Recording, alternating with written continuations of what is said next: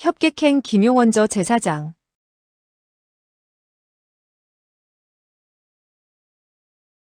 사실 그 소년 계잡종은 이날 사형객이 전수한 구결에 따라 내공을 연마했다.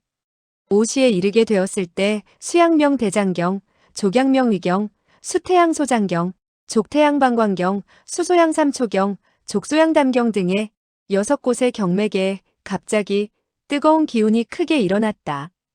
그의 능력으로는 그 기운을 도저히 억제할 수 없었다. 동시에 각처의 태음, 소음, 거름의 경맥 가운데 얼음과 같이 차가운 기운이 침범해 들어오는 것이 아닌가. 뜨거운 기운은 지극히 뜨겁고 싸늘한 기운은 지극히 싸늘했다. 그 두 기운이 서로 융화되지 못하고 있었다. 수년간 열심히 내공을 연마한 그는 공력이 크게 불어나게 되었으며 이날 오시 무렵에 충맥과 대맥을 제외한 88량의 경맥이 벼랑간 격렬하게 부딪히게 된 것이었다. 그는 반시진 동안 버티다가 그만 정신이 혼미해지고 말았다. 그 이후 그는 몽롱한 의식 속에서 전신이 마치 뜨거운 용광로 속에 빠진 듯한 느낌을 줄곧 받아야 했다. 그는 땀을 비오듯 쏟았으며 입술이 바짝 타들어가는 고통을 당했다. 그런가 하면 다시 얼음 구덩이에 던져진 듯 전신의 혈액이 꽁꽁 얼어붙은 것 같은 고통을 또 받아야 했다. 이와 같이 뜨거운 기운에 이어 차가운 기운이 되풀이하여 엄습해왔다. 눈앞에는 수시로 여러 모양의 사람들이 나타났다가 사라지곤 했는데 그들 가운데에는 여자도 있었고 남자도 있었으며 추악한 사람도 있었고 아름다운 사람도 있었다. 그 사람들은 끊임없이 그에게 말을 걸고 있었으나 한마디도 그의 귀에 들어오지 않았다. 그는 큰 소리로 울고 싶은 마음밖에 없었다. 그런데도 전혀 입 밖으로 소리를 낼 수 없으니 어찌하랴. 때로 눈앞에 빛이 보이는가 하면 때로는 한 치 앞도 분간할 수 없을 정도로 눈앞이 캄캄하게 느껴지기도 했다. 그는 누군가 때때로 그에게 국이나 음식 같은 것을 먹이는 것을 느낄 수 있었다. 어떤 때는 달콤한 맛을 느끼기도 하고 어떤 때는 시고 매운맛이 코를 찌르는 것을 느끼기도 했으나 뭐가 뭔지 짐작할 수가 없었다. 이와 같이 멍청하고도 흐릿한 의식 속에서 얼마나 시간이 흘렀는지 몰랐다. 얼마의 시간이 흘렀을까? 그는 갑자기 이마에 싸늘한 느낌을 받고 코로 은은한 향기를 맡게 되자 천천히 눈을 떴다. 먼저 보인 것은 한 자루의 붉은 촛불이었다. 촛불은 가늘게 춤을 추고 있었다. 곧이어 맑고 카랑카랑한 음성이 들렸다. 천오라버니, 이제야 정신을 차렸군요. 그 음성은 매우 나직했으나 깊은 정으로 가득 차 있는 것 같았다. 소녀는 눈을 들어 음성이 들려온 곳을 바라보았다. 소년에게 말을 건 상대는 17, 8살 정도 되어 보이는 소녀인데 몸에 엷은 녹색의 옷을 걸치고 있었다. 얼굴은 갸름한 것이 아름답기 이를 데 없었고 호수와 같이 맑은 눈동자로 그를 물끄러미 내려다보고 있었는데 입가에는 엷은 웃음이 감돌고 있었다. 그가 눈을 뜨는 것을 보고 소녀는 다시 입을 열었다. 어디가 괴로우시죠? 소녀는 머릿속이 띵하기만 했다. 그는 다만 자기가 바위 위에서 내공을 연마하고 있다가 갑자기 전신의 반쪽이 얼음같이 차가워지는 반면 다른 반쪽이 불과 같이 뜨거워지는 것을 느끼고 놀람과 당황함 속에 정신을 잃어버린 기억밖에 떠오르지 않았다. 그런데 어찌하여 눈앞에 갑자기 연녹색의 의상을 입은 소녀가 나타난 것일까? 소녀는 자기도 모르게 중얼거리듯 말했다. 나는 이와 같이 더듬거리는 순간 그는 자기 자신이 푹신한 침대 위에 눕혀져 있다는 것을 깨달을 수 있었다. 그의 몸 위에는 이불이 덮여 있었다. 소녀는 이불을 걷어젖히고 일어나 앉으려고 했다. 몸을 움직이려는 그 순간 사지백해가 허물어지는 듯한 고통이 사지를 엄습해왔다. 그는 양미간을 찌푸리며 자신도 모르게 비명을 토했다. 아! 소녀는 위로하듯 말했다. 막 정신을 차리게 되었으니까 움직이면 안 돼요. 정말 오라버니가 죽지 않았으니 천지신명에게 감사를 드려야 될 거예요. 그녀는 고개를 숙이고 소년의 얼굴에 가볍게 입맞춤을 하더니 몸을 바로 세웠다. 소녀의 얼굴은 붉게 물들어 있었다. 소녀는 소녀가 부끄러워하는 이유를 짐작하지 못했다. 다만 그녀가 더 말할 수 없이 아름답다고 느꼈을 뿐이다. 소녀는 빙그레 웃으면서 더듬거리며 말했다. 나는 지금 어디에 있는 것이오? 소녀는 방긋 웃으며 막 입을 열려고 했다. 그런데 갑자기 문 밖에서 발걸음 소리가 들려왔다. 그녀는 곧 왼손 식지를 입술 앞으로 갖다 세우고 조용히 하라는 신용을 하고 나직이 말했다. 쉿! 누가 오고 있어요. 저는 이만 가봐야겠어요. 그녀는 몸을 흔들더니 창문으로 달려나갔다. 소녀는 눈앞이 번쩍하게 되었을 때 그녀가 사라진 것을 느꼈다. 곧이어 지붕 위에서 가느다란 발자국 소리가 들리더니 그 소리가 서서히 멀어져 갔다. 소녀는 모든 것이 망연하기만 했다. 그녀는 누구일까? 그녀는 또다시 나를 만나보러 올까? 그가 이와 같은 생각을 하고 있을 때 문 앞에서 기침 소리가 두어 번 들리더니 문이 열렸다. 이어 두 사람의 얼굴이 눈앞에 나타났다. 한 사람은 얼굴에 병색이 짙은 노인이었고 다른 한 사람은 비쩍 마른 사람인데 얼굴이 눈에 익은 것이 어디서 본 듯한 느낌이 어렴풋이 들었다. 노인은 소년이 눈을 커다랗게 뜨고 자기를 바라보고 있는 것을 보자 얼굴에 기쁜 빛을 띄우더니 한 걸음 다가서며 말했다. 방주 좀 어떠십니까? 오늘은 안색이 퍽 좋아졌습니다. 소년은 그 말을 듣자 깜짝 놀라며 황급히 반문했다. 당신은 나를 무엇라고 불렀지요? 나는 지금 어디에 있는 것인가요? 노인의 얼굴에 한 가닥 우수의 빛이 떠올랐다가 사라졌다. 그러나 그는 곧 얼굴 가득히 기쁜 빛을 띄우고서 말했다. 방주님께서는 이랫동안 앓고 계셨습니다. 이제서야 정신을 차리게 되셨으니 정말 기쁘기 한량 없습니다. 그는 잠시 여유를 두었다가 다시 말했다. 방주님께서는 푹 주무시고 정신을 차리도록 하십시오. 내일 소카가 다시 문안드리러 오겠습니다. 그는 손가락을 뻗쳐 소년의 두 손 완맥 위에 얹어놓고 잠시 동안 맥을 짚어보더니 고개를 끄덕이며 만족한 웃음을 지었다. 방주님의 맥박은 매우 안정되고 규칙적인 것을 보니 이제 위험한 고비는 넘긴 것 같습니다. 정말 착한 사람은 하늘이 돌본다는 말이 옳으며 우리 방 전체의 복이 아닐 수 없습니다. 소녀는 그만 아연해졌다. 나는 계잡종이라고 불리우는 사람이며 방주가 아니외다. 노인과 비쩍 마른 사내는 그 말을 듣자 그만 어리둥절해졌다. 두 사람은 서로 얼굴을 바라보더니 동시에 소년에게로 얼굴을 돌리고 걱정스러운 음성으로 말했다. 방주께서는 편히 주무시도록 하십시오. 그들은 뒤로 물러서더니 몸을 돌리고 방을 나섰다. 그 노인은 바로 착수해춘 폐해석이었다. 그리고 비쩍 마른 사람은 미 향주 미횡야였다. 미횡야는 마천회에서 사형객에게 상처를 입었으나 다행히 사형객의 내력이 그 당시 얼마 남지 않았고 폐해석이 때늦지 않게 구원을 했기 때문에 장락방 총단으로 돌아와 며칠 휴양하는 동안 점차 상세를 회복할 수 있었다. 다만 그는 일세의 영명이 사형객의 일초식에 사라지게 된 것을 매우 수치스럽게 여기고 있었다. 폐해석은 따뜻한 말로 그를 위로했다. 미아우님, 이 일을 두고 말하자면 우리가 좀 경솔했다고 생각되는구려. 이제와 생각해보니 당시 사형객이 차라리 우리 9사람을 한꺼번에 제압하는 것이 더 낫지 않았을까 하는 생각이 드는구려. 그렇게 된다면 방주께서 방해를 받고 주화인마가 되는 일이 없었을 게 아니겠소? 그는 잠시 여유를 두었다가 다시 말했다. 방주님께서는 줄곧 정신을 차리지 못했으며 상세가 꼭 완쾌된다고도 말하기 어렵소.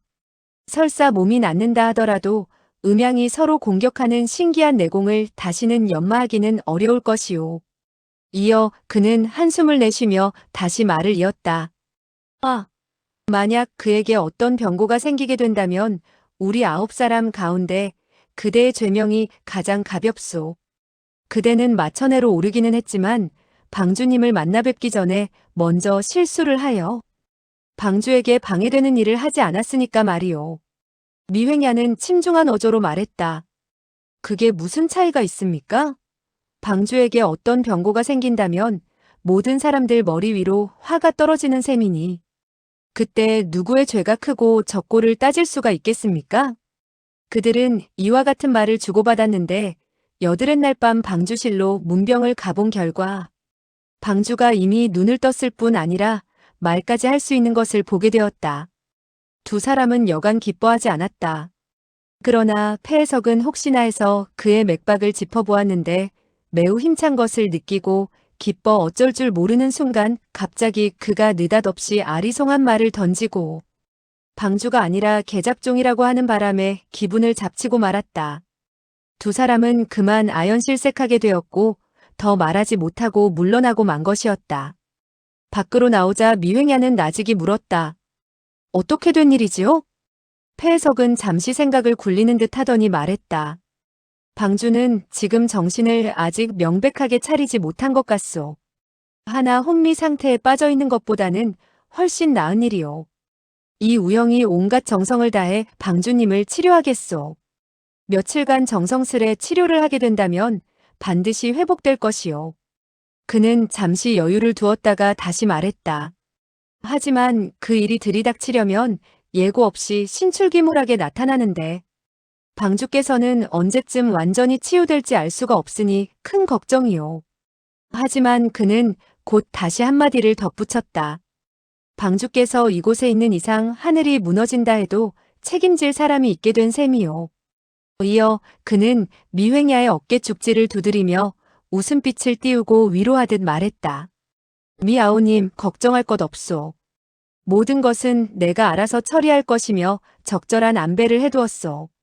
두 사람은 이렇게 대화를 나눈 후 각기 자기의 처소로 돌아갔다.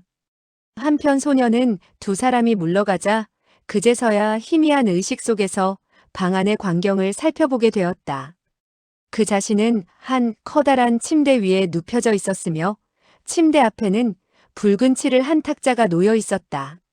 탁자 양쪽에는 두 개의 의자가 놓여 있는데 그 위에는 방석이 깔려 있었다. 방 안에 커다란 비단 방석이 여러 개 놓여 있고 향 냄새가 은은히 피어나는 것이 신선의 동굴에 와 있는 것이 아닌가 하는 생각이 들 정도였다. 소년의 눈에는 모든 물건이 신기하게만 보였다. 소년은 한숨을 내쉬며 생각했다. 이것이 꿈이 아닌지 모르겠구나.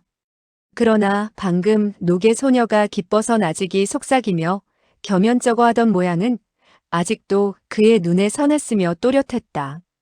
그녀가 달려나간 창문도 반쯤 닫힌 채 있는 것이 꿈이라곤 생각할 수가 없었다. 그는 오른팔을 뻗쳐보았다. 자기의 머리를 만져보려고 한 것이었다. 그런데 가볍게 손을 쳐들었을 뿐인데 전신이 다시 바늘에 찔린 것 같은 고통을 느꼈다. 그는 그만 비명을 지르고 말았다. 아이쿠! 그때였다. 갑자기 방 한쪽 모퉁이에서 그 누가 하품을 하더니 말하는 소리가 들렸다. 도련님, 이제 정신을 차리셨나요?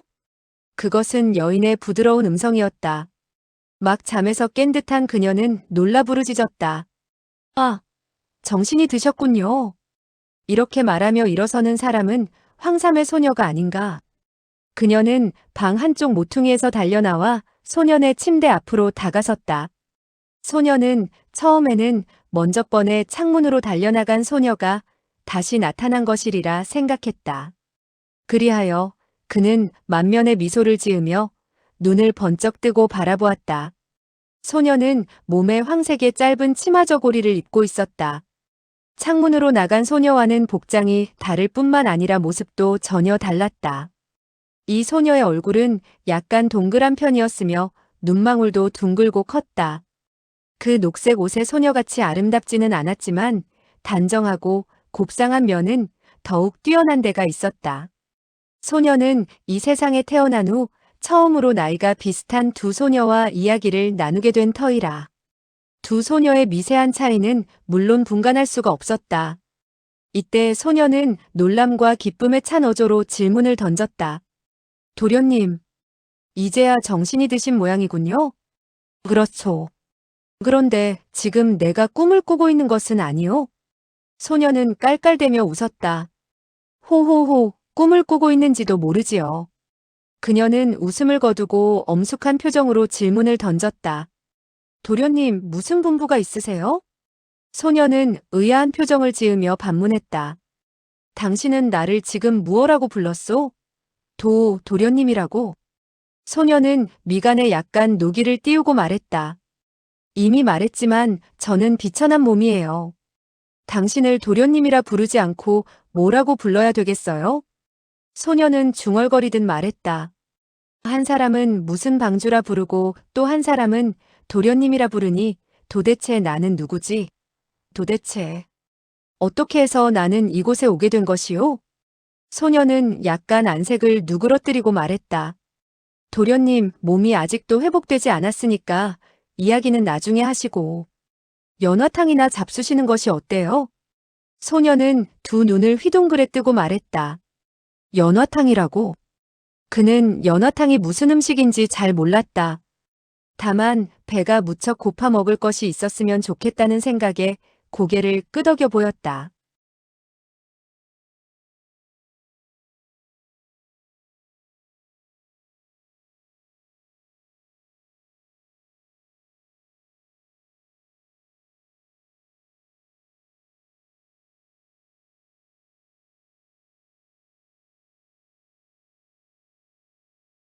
소녀는 즉시 옆방으로 가더니 얼마 후 쟁반을 받쳐들고 들어왔다. 그 쟁반 위에는 파란 꽃무늬가 그려진 자기 그릇이 놓여 있었고 그 자기 그릇 안에서는 김이 무럭무럭 피어오르고 있었다.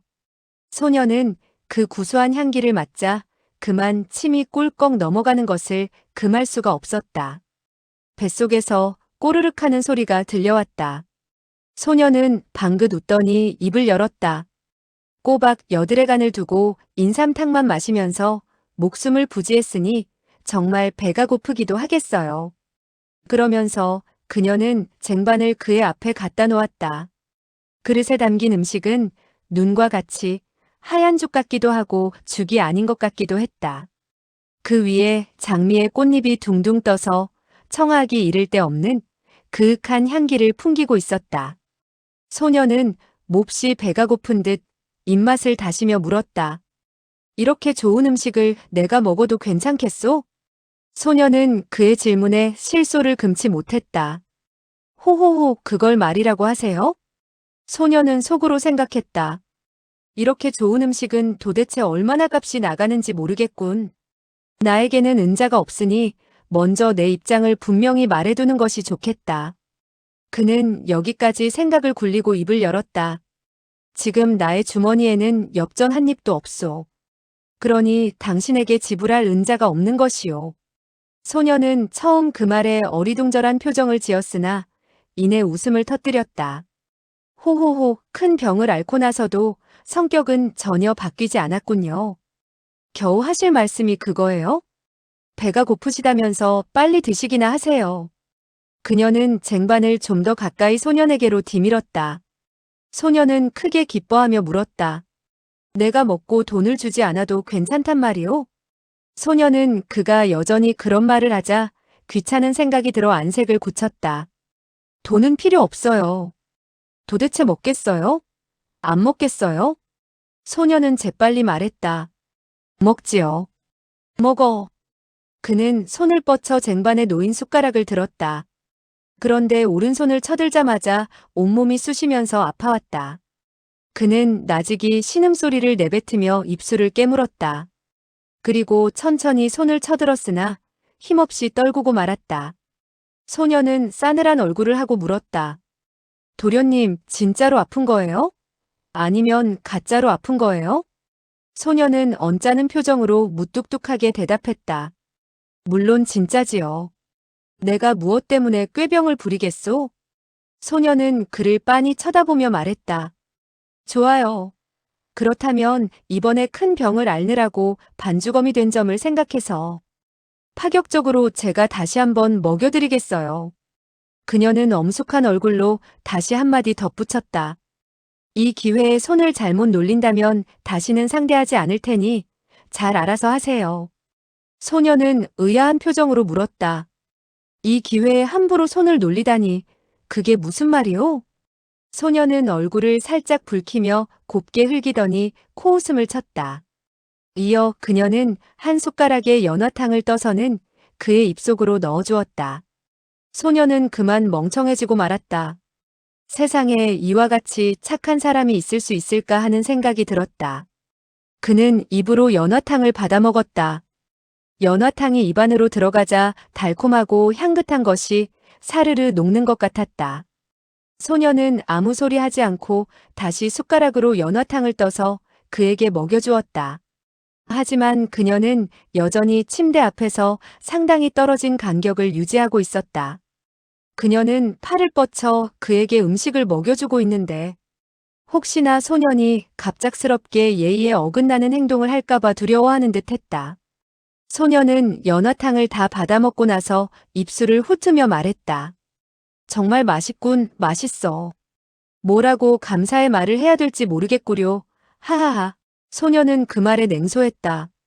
어떤 관계를 써서 나를 속이려 하지 말아요. 수천 그릇의 연어탕을 먹어봤으면서도 언제 한번 맛이 좋다고 칭찬한 적이 있었나요? 소녀는 그만 망연해졌다. 이와 같은 음식을 내가 언제 먹어보았단 말인가? 이와 같은 생각과 더불어 그는 질문을 던졌다. 이게 바로 연어탕이라는 것이요? 소녀는 코웃음 쳤다. 정말 시치미를 잘도 떼시는군요. 그렇게 말하면서 그녀는 한 걸음 뒤로 물러섰다. 그녀의 얼굴에는 경계의 빛이 완연했다. 소녀는 뭐가 뭔지 몰라 소녀를 물끄러미 바라보았다. 그녀는 황색 저고리와 치마를 입고 있었으며 두 가닥으로 머리를 닦고 있었다. 갓 잠에서 깨어난 사람이라 머리카락이 약간 헝클어져 있었고 발은 버선을 신지 않은 맨발이었다. 백설같이 하얀 발에는 한 쌍의 꽃을 수놓은 비단신이 신기어 있었다. 한 번도 본 적이 없는 아름다운 광경이었다. 그의 어머니는 항상 버선을 신고 있으면서도 그에게 자기 방으로 들어오라고 허락한 적이 한 번도 없었다. 따라서 소녀는 칭찬의 말이 불쑥 튀어나오는 것을 금할 수 없었다. 당신의 발은 정말 아름답군요. 소녀는 얼굴을 살짝 붉혔으나 곧이어 노기를 띄었다. 그녀는 그릇을 탁자 위에 놓더니 몸을 돌려 방 한쪽 모퉁이에 깔아놓았던 돗자리와 엷은 이불 그리고 베개를 들고서는 방문 쪽으로 걸어갔다. 소녀는 그녀의 갑작스러운 행동에 당황함을 금치 못했다. 이것 봐요. 당신은 어디로 가는 것이오? 나를 홀로 내버려 두겠다는 것이오? 그 말에는 퍽이나 간절한 빛이 서려 있었다. 소녀는 걸음을 옮기면서 차갑게 말했다. 다 죽다가 살아난 사람이 겨우 정신을 차리게 되자. 더러운 말을 함부로 주워 담고 있으니 어처구니가 없군요. 그녀는 퉁명스럽게 다시 말을 이었다. 내가 가면 어딜 가겠어요? 당신은 주인이고 나는 비천한 몸인데 어찌 당신을 아랑곳하지 않을 수 있겠어요? 이렇게 말을 하면서 그녀는 곧장 문을 열고 나갔다. 소녀는 그녀가 노에서 가는 것을 보자 자기가 무슨 잘못을 저질렀는지 알았다. 한 명은 창문으로 달려나가고 한 명은 문으로 달아나지 않았는가? 그녀들이 한 말을 도저히 이해할 수가 없구나. 그는 멍하니 넋을 잃고 있었다. 이때 가벼운 발걸음 소리와 더불어 다시 그 소녀가 들어섰다.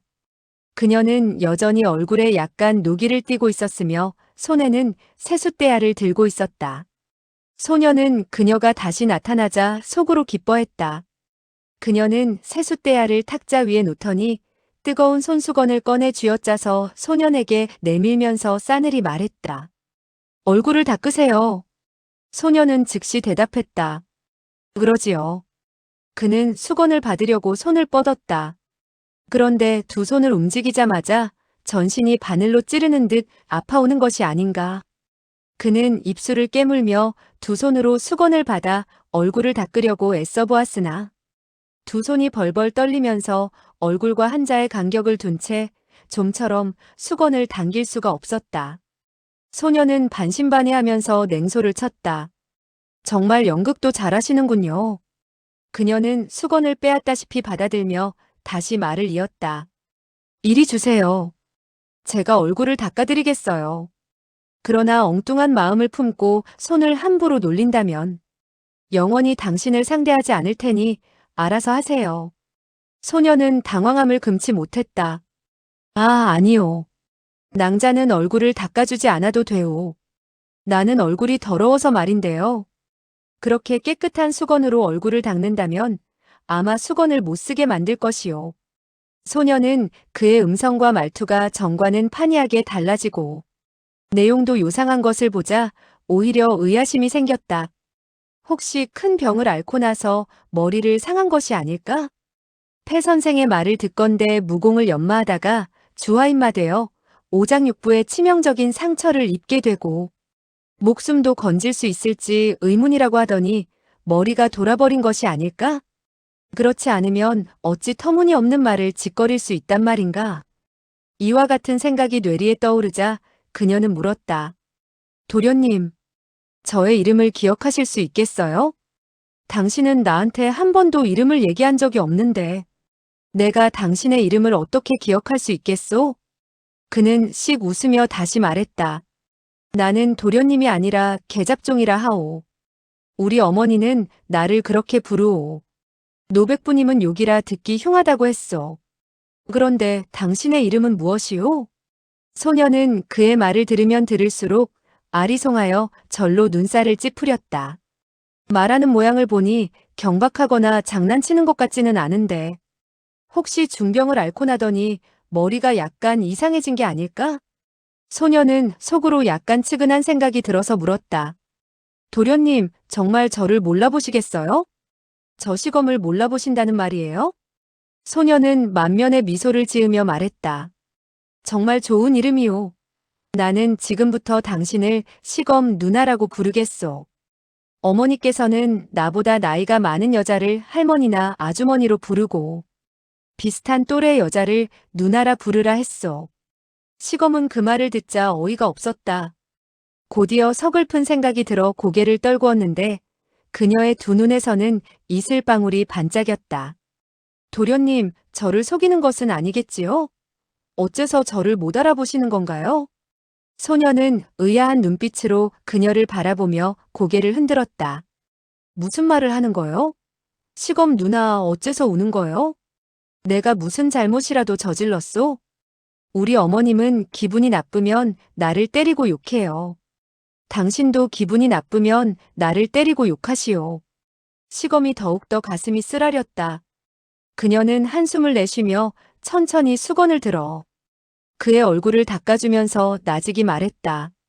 나는 당신의 시녀예요. 그런데 어떻게 도련님을 때리고 욕하겠어요? 아무쪼록 하늘이 보호하시어 당신의 병이 완쾌하기를 바라겠어요. 정말 지난날의 모든 것을 잊어버렸다면 어떻게 하죠? 소녀는 시검의 따뜻한 호의에 고마움을 느끼고 사의를 표했다. 얼굴을 닦은 수건이 그렇게 더럽지 않은 것을 보고 소녀는 안심을 했다. 그는 시검이 매일 그의 얼굴을 닦아준 것을 모르고 있었다. 시검은 쓴웃음을 지으며 나직이 물었다. 도련님, 저의 이름을 잊어버렸다면 다른 일은 기억하세요? 그럼 도련님은 어느 방의 방주인지 아세요? 소녀는 머리를 가로저으며 대답했다. 나는 방주가 아니오. 백부님이 나에게 무공을 가르쳤소. 그런데 갑자기 나는 반신이 뜨거워지고 반신이 얼음같이 차가워졌소. 그래서 나는 견딜 수 없을 정도로 괴로움을 느끼고 정신을 잃어버렸던 것이 왜다. 그는 잠시 여유를 두었다가 다시 말했다. 그런데 시검 누나, 내가 지금 어떻게 해서 이곳으로 오게 되었소? 당신이 나를 이곳으로 데리고 온 것이오? 시검은 소년이 계속 동문서답을 하자 마음이 찢어지는 것만 같았다. 그렇다면 그는 정말로 기억을 잃어버린 모양이구나. 이때 소년은 다시 질문을 던졌다. 백부님은 어떻게 되었소? 그분은 나에게 흙으로 빚은 인형에 새겨져 있는 선을 따라 무공을 연마하라고 했는데 어째서 갑자기 반신이 뜨겁고 반신이 차갑게 변하는지 그에게 물어봐야겠소. 시검은 그가 흙으로 빚은 인형이라는 말을 하자 마음속에 짚이는 바가 있었다. 7일 전 그의 옷을 바꿔 입히게 되었을 때 그의 품속에서 하나의 나무 상자가 나왔던 것이다. 그녀는 호기심에 그 나무 상자를 열어보았는데 그 안에는 18개로 된 남자 인형이 들어있었다. 그녀는 평소 방주가 여색을 좋아하기 때문에 옷을 입지 않은 인형, 즉 볼성 사나운 물건을 가지고 있는 것이라 생각하고 뚜껑을 닫고 서랍 속에 감추어 두었던 것이다.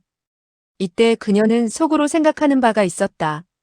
이 흙으로 빚은 인형을 그에게 보여준다면 혹시 그가 주화인마 되기 전의 일을 기억할지도 모르겠구나.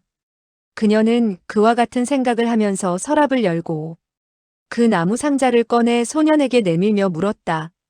바로 이것인가요? 소년은 그것을 보자 반색하며 말했다. 그렇소. 그곳에 있었군. 백부님은 어디로 갔소? 시검은 반문했다. 백부님이라니요? 소년은 그녀의 반문에 고개를 갸웃거리며 말했다. 백부님을 모른단 말이요? 그는 마천거사라고 하오. 시검은 무림에서 명성을 떨치고 있는 사람에 대해 아는 바가 적었다. 한 번도 마천거사 사형객이라는 이름을 그녀는 들어본 적이 없었다. 어찌되었든 간에 이제 의식을 회복하셨으니 다행이에요. 예전의 일을 기억하지 못하더라도 상관이 없어요. 날이 아직 밝지 않았으니 더 주무시도록 하세요. 어쩌면 옛날의 일을 모조리 잊어버리는 것이 더 좋을지도 모르지요. 그 소녀는 이불을 끌어당겨 덮어주고 쟁반을 들고 방 밖으로 나가려고 했다. 소녀는 의혹스러운 음성으로 물었다. 시검 누나, 어째서 옛날 일을 기억하지 못하는 것이 더욱 좋은 일이라 하는 것이요? 시검은 몸을 돌려 그를 바라보았다. 도련님은 예전에 한 일을. 그녀는 갑자기 하던 말을 멈추고 몸을 돌리더니 급히 방 안에서 나갔다. 소녀는 속으로 어리둥절해졌다. 모든 일을 이해할 수가 없었다. 그런데 마침 밖에서 딱따기를 치는 소리가 들려왔다. 곧이어 우렁찬 종소리가 3번 울려 퍼졌다. 그는 이것이 경고 소리인 줄 몰랐다. 밤중에 왜 막대기를 두드리고 종을 치지? 바로 이때 그는 갑자기 오른손 식지에 상향혈이 화끈거리며 뜨거워지는 것을 느꼈고 한 줄기 뜨거운 기운이 손가락을 타고 손목으로 그리고 손목에서 곧장 위로 치솟아 오르는 것을 느꼈다. 소녀는 깜짝 놀라 속으로 부르짖었다. 야단났다. 곧이어 왼쪽 발바닥의 용천혈이 뼈를 에일 것처럼 싸늘해졌다. 이 한기와 뜨거운 기운이 서로 번갈아가면서 공격해오는 고통을 그는 여러 차례에 걸쳐 겪은 바 있었다. 매번 발작을 일으킬 때마다 그 기세가 엄청나고 지극히 고통스러워 정신을 잃곤 했던 것이다. 과거 몇 번은 정신이 희미한 상태에서 그와 같은 한혈 기운이 발작을 일으키게 되었는데 이번에는 정신이 맑은 상태에서 갑자기 발작을 일으킨 것이었다. 그는 그만 간담이 서늘해지고 말았다. 한 줄기의 뜨거운 기운과 한 줄기의 한기가 좌우 양쪽 아래 위에서 심장 부위 쪽으로 몰려들고 있었다.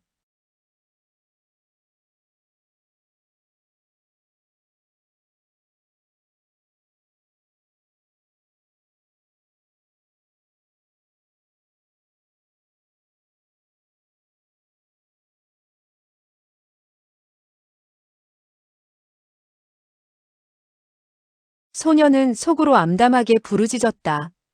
이제 나는 죽었구나. 과거 한기와 열기, 두 줄기의 기운은 아랫배에 모이지 않으면 등골에 모였었다. 이번에는 심장이 있는 요해 쪽으로 모여들고 있으니 감당할 길이 없는 것이었다. 그러니 그로서는 도저히 살아날 가망이 없다고 속으로 생각했다. 그는 사태가 매우 험악하다는 것을 느끼고 억지로 바둥거리며 몸을 일으켜 앉았다. 단정히 가부좌를 틀고 앉아서는 운기조식을 하려고 했으나 아무리 해도 두 발을 움츠릴 수가 없었다. 난감하기 이를 데 없을 때 갑자기 그의 뇌리에 떠오르는 생각이 있었다. 백부님도 과거에 이와 같은 무공을 연마할 때 이런 고생을 겪었을까? 두 마리 참새를 손바닥에 놓고 날아가지 못하게 하는 것은 사실 크게 재미있는 일은 못 되었다. 진작 이럴 줄 알았더라면 이 재간을 익히지 않았을 것인데. 이때 문 밖에서 나직한 남자의 음성이 들려왔다. 방주님께 알립니다. 속하 표첩당의 전비가 기밀대사를 알려드릴 것이 있어서 찾아왔습니다. 소녀는 뼈를 에이는 듯한 고통으로 인해 아무런 소리도 할 수 없었다. 대답 소리가 들리지 않자 잠시 후 창문이 가볍게 열리면서 사람의 그림자가 번쩍했다. 곧이어 몸에 얼룩덜룩한 옷을 입은 사내가 소년 앞에 모습을 드러냈다. 그 사람은 앞으로 성큼 다가왔다. 그러나 눈앞에 벌어진 일이 너무나 뜻밖이라 급히 두 걸음을 물러섰다. 지금 소녀는 몸 안으로는 한기와 열기가 교차하면서 심장과 폐 속으로 몰려들어 파동을 치고 있었다. 따라서 심장이 격렬하게 뛰고 있었으며 금방이라도 심장이 멈춰지면서 죽을 것 같은 느낌이 소년을 압도했다. 온몸은 고통으로 인해 손가락 하나 까딱할 수 없었으나 정신은 이상하리만큼 말짱했다. 그는 눈을 커다랗게 뜨고 표첩당 전비라고 밝힌 사내를 바라보았다. 전비는 소년이 아무런 움직임을 보이지 않자 나직이 말했다. 방주께서는 무공을 연마하다가 주화인마되어 몸을 제대로 움직이지 못한다는데 지금은 좀 나았습니까? 소년은 몸을 조금 움직여 보았으나 말은 하지 못했다. 전비는 얼굴에 기쁜 빛을 띄우고 다시 말했다. 방주 아직 몸이 완쾌되지 않으셔서 제대로 몸을 움직이지 못하는군요.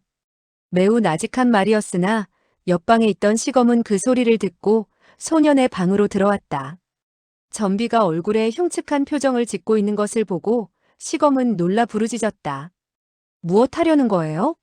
부르지도 않았는데. 함부로 방주님의 방 안에 뛰어들다니. 어떤 죄를 지었는가를 알고나 있어요? 전비는 몸을 흔들더니 갑자기 시검의 곁으로 다가왔다. 오른 팔꿈치로 그녀의 허리깨를 툭 치면서 오른손 손가락으로 그녀의 어깨 쪽지에 일지를 가했다. 시검은 대뜸 혈도가 짚혀 비스듬히 의자 위에 쓰러져 꼼짝을 못했다. 전비는 외공의 조예가 깊었으며 폐혈법에는 별로 조예가 없었다. 따라서 그는 상대방의 수족을 못쓰게 할 수는 있어도 말을 못하게 할 만한 재간은 없었다. 그리하여 그는 즉시 수건을 꺼내 그녀의 입을 틀어막았다. 시검은 그만 초조해지고 말았다. 전비가 방주에게 불리한 행동을 하려는 것을 깨달았으나 사람을 불러들일 수가 없는 형편이었던 것이다.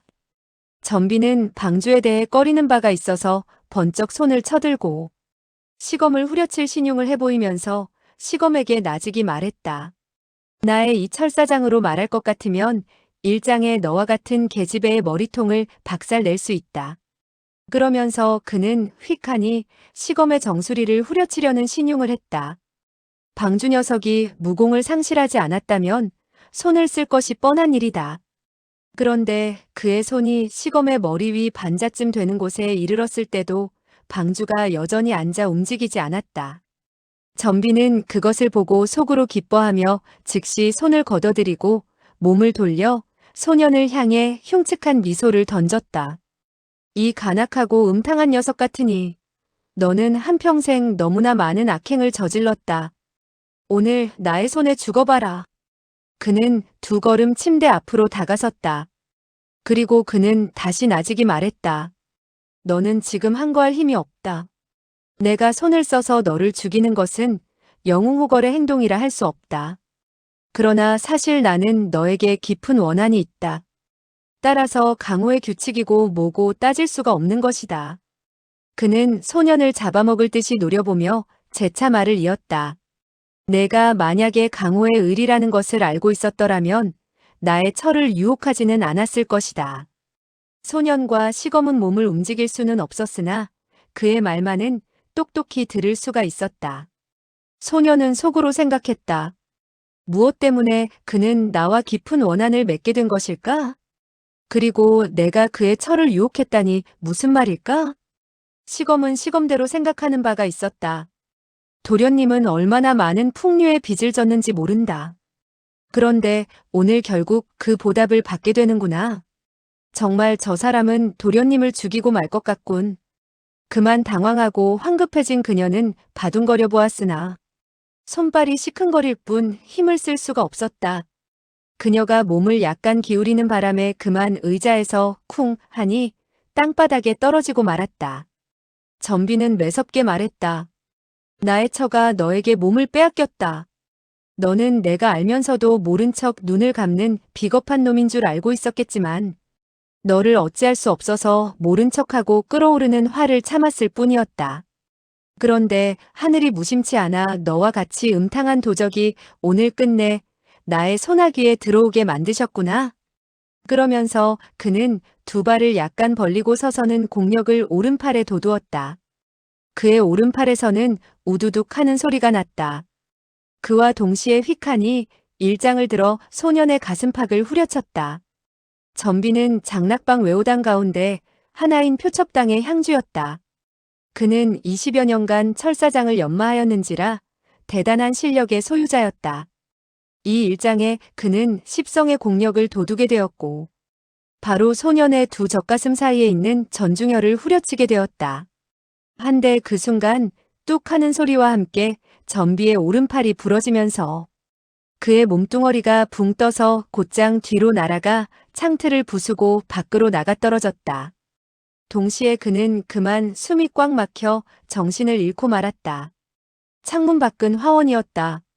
화원에는 순찰을 돌고 있는 사람이 있었는데 이날 밤 표첩당의 제자들이 당직이 되어 술라를 돌고 있었다. 전비가 방주의 내실로 들어올 수 있었던 것도 바로 그의 부하들이 순찰을 돌고 있었기 때문이었다. 그런데 그가 창문을 꿰뚫고 밖으로 나가 떨어지는 바람에 순찰을 돌던 졸개들은 깜짝 놀라고 말았다.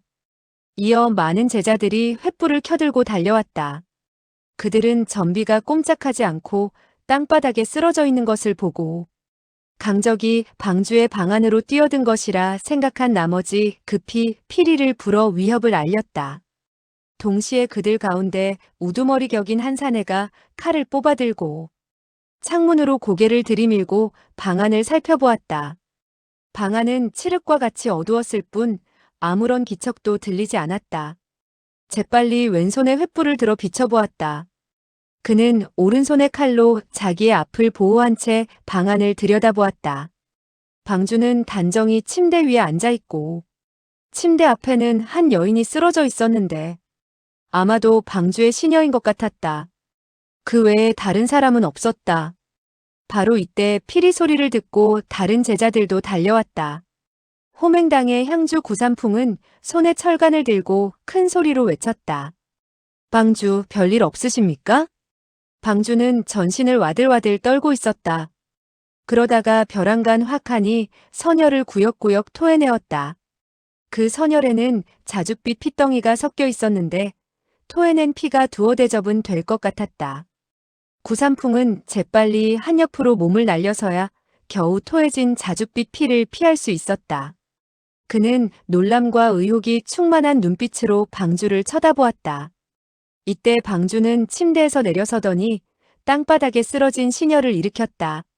시검 누나, 혹시 그자가 상처를 입히지 않았소? 그는 그녀의 입을 틀어막고 있는 수건을 풀어주었다. 시검은 급히 숨을 내쉬고는 말했다. 도련님, 혹시 상처를 입지는 않았어요? 지금 좀 어때요? 그녀는 너무 놀란 나머지 말이 제대로 나오지 않았다. 소녀는 미소를 지으며 대답했다. 그가 나에게 일장을 후려친 덕분에 오히려 나는 온몸이 날아갈 것 같이 상쾌해졌소. 이때 문 밖에서 요란한 발걸음 소리가 들리면서 다시 몇 사람이 달려들어왔다. 폐석과 미횡야 등이 재빠른 걸음으로 안으로 들어섰다. 어떤 신분이 낮은 사람들은 문 밖에서 지키고 있었다. 폐석이 앞으로 달려나와 소년에게 물었다. 방주, 자객이 방주님을 놀라게 하지는 않았습니까? 소년은 망연히 말했다. 자객이라니? 무슨 자객? 나는 보지 못했는데? 이때 방의 고수들이 전비를 깨워서는 방 안으로 부축해 들어왔다. 전비는 장락방의 방규를 어겼을 뿐만 아니라 그야말로 가장 큰 죄를 저지른 반역자가 되었으니 혹독한 벌을 받게 되리라고 생각했다. 종종 방규를 배반한 자에게는 옷을 발가벗기고 뒷산의 형태석이라는 곳에 묶어 땅바닥에 벌레와 개미들이 물어뜯도록 만들고 하늘 위에 독수리들이 쪼아먹도록 하곤 했다. 조금 전 그는 전력을 기울여 방주를 일격에 죽이려고 했으나 오히려 그의 심오한 내력에 되튕겨 오른팔이 부러졌을 뿐만 아니라 내상까지 입게 된 것이었다. 그는 극심한 고통을 당하느니 한시 바삐 죽기만을 바랐다. 그는 암암리의 한 가닥 진기를 끌어올리고 형태석에 묶어 장락천형을 받게 만들라는 방주의 명령이 떨어지기만 하면 즉시 스스로 머리를 벽에 부딪혀 죽을 각오를 하고 있었다. 이때 폐해석이 다시 물었다. 자객은 창문으로 뛰어든 것이었습니까? 소녀는 망연한 표정으로 말했다. 나는 모든 것이 아리송하기만 하오. 몸이 여간 괴롭지 않았고 심장이 무척 세차게 뛰길래 이번에는 죽는구나 생각하고 있었을 뿐이지. 누가 들어오는 기척도 듣지 못했소. 전비는 크게 의아하게 생각했다. 그는 정말 정신이 흐릿해서 내가 자기를 때린 것도 모르고 있었단 말인가? 그러나 저 하녀는 내가 손을 쓴 것을 알고 있으니 모든 진상을 털어놓겠지? 아니나 다를까 폐해석은 시검의 허리깨와 어깨 쪽지를 주물러 주었다. 운기행공에서 그녀의 혈도를 풀어준 것이다. 그런 연후에 폐해석은 그녀에게 물었다. 누가 너의 혈도를 짚었지? 시검은 전비를 가리키며 말했다. 바로 저 사람이에요. 폐해석은 전비를 바라보며 눈살을 찌푸렸다. 전비는 냉소하며 몇 마디 욕지거리를 한 후에 죽으려고 했다. 그런데 방주가 갑자기 말했다. 내가 그렇게 하도록 시킨 것이요. 시검과 전비는 자기의 귀를 의심할 지경이었다. 두 사람은 멍하니 소년을 바라보았다. 도대체 어떤 의도에서 그와 같은 말을 한 것인지 알 수가 없었다. 소년은 모든 일에 대해서 깜깜했다. 그러나 그는 이미 사태가 심각하다는 것을 깨닫게 된 것이다. 모든 사람들이 자기에게 지극히 공손하게 구는 이 마당에 만약 전비가 시검을 제압하고 자기에게 일장을 후려쳤다는 사실이 드러나게 된다면 전비에게 크게 불리하리라 생각하고 거짓말을 한 것이었다. 그는 물론 그에게 한 번 도움을 주자는 생각이었지만 그 이유는 자기로서도 설명할 수가 없었다. 그는 속으로 어렴풋이 전비가 자기를 죽이려고 한 것은 어떤 원한과 분노에서 비롯된 행동이라는 것을 짐작하고 있었다. 그 당시 그의 체내에 한기와 열기가 서로 교차하여 그를 괴롭히고 있을 때 마침 전비가 일장으로 전중혈을 후려쳐줌으로써 온몸이 시원해진 것이었다. 원래 전비의 일장은 공교롭게도 전중혈을 후려치게 되었는데 전중혈은 사람 몸에 있어서 기의 바다였다. 전비의 장력은 세찼을 뿐 아니라 시각 또한 공교로워 그 일장을 후려침으로써 그의 파름경맥과 파량경맥으로 엄습하던 음양의 내공을 하나로 뭉치게 하고 수화가 융화하여 한기와 열기를 나눌 수 없게 한 것이었다. 따라서 그 당시 그의 내력은 갑자기 증강하게 되어 전비로 하여금 창밖으로 퉁겨나가도록 만들었던 것인데 소녀는 그와 같은 사정을 전혀 모르고 다만 체내의 한기가 청량한 기운으로 변하고 사람을 불태울 것 같은 뜨거운 기운이 따사로운 기운으로 화해서 사지백해로 퍼지는 것을 알아차릴 수 있었다. 곧이어 그는 온몸이 상쾌해지는 것을 느꼈고 다시 잠시 후에는 청량함과 온화함 감마저 느낄 수 있게 되면서 전신의 정력이 충만하게 되어 소리를 지르고 싶은 충동에 사로잡히게 되었다. 호맹당의 향주 구산풍이 방 안으로 들어서게 되었을 때 그는 체내에 쌓이고 쌓인 응어리진 피를 와악하니 토하게 되었고 그대뜸 정신이 맑아지게 되었는데 비단 체력이 왕성하게 되었을 뿐만 아니라 머리의 반응도 몇 배로 더 영민하게 되었던 것이었다. 폐해석 등은 시검의 옷차림이 단정하지 못하고 머리카락이 흐트러졌을 뿐 아니라 표정이 황급한 것을 보고 나름대로 짐작을 하고 있었다. 방주가 호색한인 만큼 병이 약간 차도가 있자 사악한 생각을 품고 그녀에게 못된 짓을 하려 했는데 마침 전비가 밖으로부터 순찰을 돌다가 방주의 부름을 받고 들어와 시검의 혈도를 짚은 것이라 생각한 것이었다. 그러다가 전비가 어떻게 잘못하여 방주의 비위를 거슬리게 되고 그만 방주에 의해 창밖으로 내동댕이 쳐졌는데 이는 10중 8구 전비가 시검의 옷자락을 벗기라는 명을 받고 우물쭈물했기 때문이 아닌가 하는 지레짐작을 하였다. 전비의 무공이 방주보다 높은데 어째서 대뜸 창밖으로 나가 떨어졌을까 하는 문제에 대해서는 전비가 일부러 그의 노기를 가라앉히기 위해 연극을 한 것이라 판단을 내렸다. 무사람들은 전비의 상처가 가볍지 않고 머리와 얼굴 그리고 팔도 화원에 있는 가시나무에 찔려 피로 물든 것을 보고 하나같이 동료의식에서 동정을 금할 수가 없었다. 다만 방주의 앞이라 전비에게 위로의 말을 던지지 못했을 뿐이었다. 윗사람이 이와 같이 생각하니 다른 사람들이야 더욱더 자객에 대해서 물어볼 사람이 없게 되었다. 호맹당 향주 구삼풍은 자기가 방주의 흥취를 깨뜨리게 되었다고 판단하자 전비가 당한 예도 있기 때문에 방주가 어쩌면 자기에게 즉시 얼굴을 붉히고 꾸중을 내릴지 모른다는 생각이 들었다. 그는 즉시 허리를 굽히고 말했다. 방주님은 좀 쉬도록 하십시오. 속하는 이만 물러가겠습니다. 그러자 나머지 사람들도 다투어 인사를 하며 물러갔다. 폐해석은 방주의 안색이 이상한 것을 보고 그의 몸이 걱정되어서는 손을 내밀었다. 어디 방주의 맥박을 다시 한번 짚어보기로 합시다.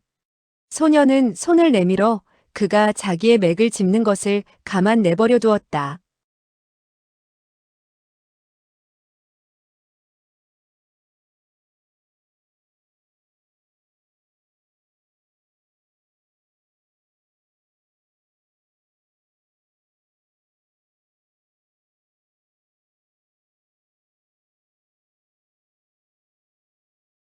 폐해석은 두 개의 손가락을 소년의 완맥에 갖다 대었다. 벼랑간 그는 팔이 흠칫하며 반쪽 몸뚱이가 마비되었고 두 손가락도 튕기듯 소년의 완맥에서 떨어져 나왔다. 폐해석은 깜짝 놀라고 말았으며 얼굴에 기쁜 빛을 띠고 큰 소리로 말했다. 방주님 축하합니다. 축하합니다. 절세의 신공을 끝내 연마하는 데 성공했군요. 소녀는 어안이 벙벙해졌다. 무슨 절세 신공이란 말이오? 폐해석은 방주가 그와 같은 사실을 남이 알기를 원하지 않는 것이라 생각하고 더는 그 일에 대해서는 거론하지 않았다. 아, 속하가 터무니없는 소리를 짓거렸습니다. 방주님은 소인을 탓하지 마십시오. 그는 약간 허리를 굽혀 보이고 밖으로 나갔다. 삽시간에 군웅들이 물러가게 되고 방 안에는 소년을 제외하고 다시 전비와 시검 두 사람만 남게 되었다.